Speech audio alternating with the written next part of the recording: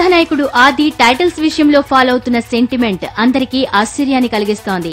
ఇప్పటి వరకు ముచ్చటగా 3 చిత్రాల్లో నటించిన ఆది తాజాగా తన 4వ చిత్రం టైటిల్ ను కన్ఫర్మ్ చేయడంతో ఈ సెంటిమెంట్ అందరికీ బోధపడుతోంది.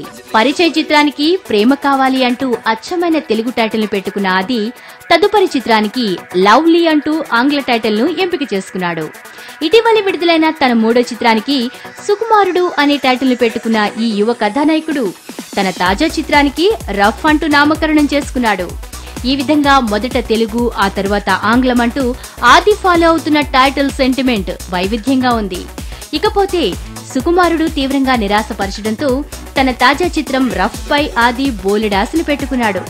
మరి మన సుకుమారుడు ఏ రేంజ్ లో రఫ్ ఆడిస్తాడో చూడాల్సిందే. రాజశ్రీ తెలుగు నుండి ఈ రిపోర్ట్ అందిస్తున్నది కెమెరా పర్సన్ రాధాకృష్ణతో ధీరజ్. మరిన్ని అప్డేట్స్ కోసం సబ్స్క్రైబ్ చేసుకోండి మీ రాజశ్రీ తెలుగు.